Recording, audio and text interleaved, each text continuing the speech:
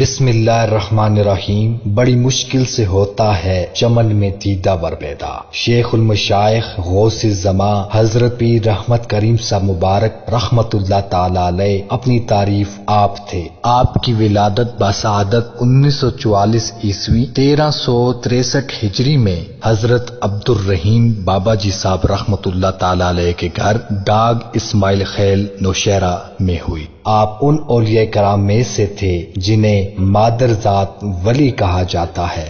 آپ کے والد گرامی حضرت مولانا عبد الرحیم صاحب آل معروف استاد مبارک اپنے زمانے کے ایک جید عالم دین اور صوفی باصفا تھے۔ آپ کا روحانی تعلق غوث زمان حضرت شیخ عبد الحق صاحب آل معروف ثانی صاحب مانکی شریف سے وابستہ تھا۔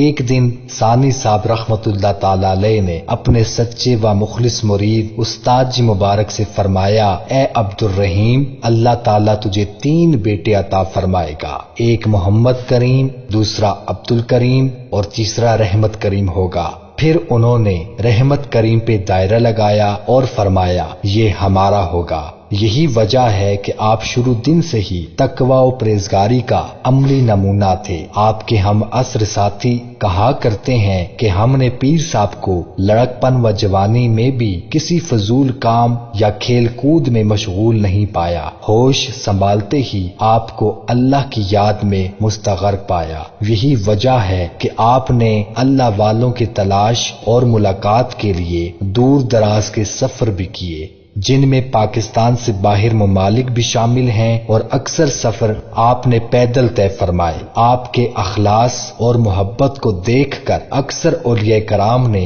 آپ کو اپنی خلافتوں سے نوازا، جن کا تذکرہ آپ اکثر مجالس میں کیا کرتے تھے۔ آپ کے مشائخ و اساتذہ کی تعداد تو بہت ہے، لیکن مشہور اساتذہ و مشائخ میں باچا خان صاحب پشاور، سید یوسف محمود الگیلانی اولاد غوث پاک وزیرستان، حضرت پیر ابو الحسن صاحب رانو گڑھی پشاور، حضرت عبد الحق صاحب المعروف حاجی گل صاحب مبارک لنڈی کوتل شریف، حضرت پیر عبد المستجاب صاحب ایوان چترال رحمت اللہ تعالی علیہ سیر فہرست ہیں۔ حضرت پیر صاحب رحمت اللہ تعالی علیہ ہمیشہ عظیمت کا رستہ اختیار فرماتے اور کبھی بھی حقوق اللہ و حقوق العباد میں کمی نہ کیا کرتے۔ سخت بیماری اور کمزوری کے باوجود آخری عمر تک مستجابات تک نہیں چھوڑے۔ آپ انتہائی مشفق و مہربان اور انتہائی ملنسار بھی تھے۔ مہمان نوازی کا یہ عالم تھا کہ جو بھی آتا کھائے پیے بنا رخصت نہ ہوتا۔ درس و تدریس، تعلیم و تعلم کے ساتھ آپ کا شوق و والہانہ اور دیدنی ہوا کرتا۔ اسی مقصد کے تکمیل کے لیے آپ نے شروع دن سے ہی گاؤں کی مسجد اور دربار واقع ڈاگ اسماعیل خیل شریف میں حفظ و ناظرہ کی سطح پر مدرسے کی بنیاد رکھی، جو آج ایک تناور درخت کی شکل اختیار کر چکا ہے، جہاں پر حفظ و ناظرہ قرآن کے ساتھ درس نظامی یعنی 8 سالہ عالم کورس سے بھی ہر سال سینکڑوں حفاظ و قراء اور علماء کرام صرف ظاہری علم ہی نہیں بلکہ روحانی و باطنی علم بھی حاصل کر کے معاشرے میں وراثت انبیاء کا حق ادا کر رہے ہیں۔ تاریخ تصوف سے آشنا جو بھی شخص آپ کی مجلس اختیار کرتا تو وہ پہلی ہی ملاقات میں یہ کہنے پر مجبور ہو جایا کرتا تھا کہ حضرت پیر صاحب اس زمانے کے ولی اور بندہ مومن نہیں لگتے، بلکہ آپ 1000 سال پہلے کے اولیاء مشائخ کی صف کے مجاہد نظر آتے ہیں۔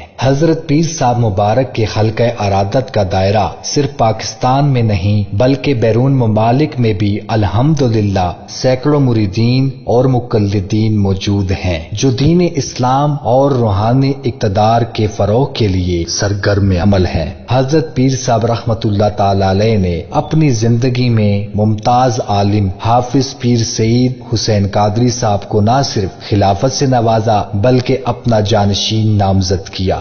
اس پرفتن دور میں بھی آپ ساری زندگی تصنع و بناوٹ اور ہر قسم کی سیاسی و مذہبی تفرقہ بازی سے کوسوں دور رہے اور ساری زندگی شریعت پر عمل کر کے ہمارے لیے درد چھوڑا کہ ہمت مرداں مدد خدا، اللہ تعالیٰ آپ کی قبر انور پر کروڑہاں رحمتوں کا نزول فرمائے اور ہمیں بھی آپ کے نقش قدم پر چلنے کی توفیق عطا فرمائے، آمین بجائے خاتم النبیین۔ کل نفس ذائقۃ الموت کی اٹل حقیقت کے تحت علم و عرفان کا یہ عظیم شاہکار شبیر 16 ذی الحج 1442 ہجری بمطابق 25 جولائی 2021 کو خالق حقیقی سے جا ملا۔ انا للہ و انا الیہ راجعون۔ اس فانی دنیا میں لوگ آئے، آ رہے ہیں اور آتے رہیں گے، لیکن حضرت پیر صاحب رحمت اللہ تعالی علیہ کو رہتی دنیا تک یاد رکھا جائے گا اور اصول قرآنی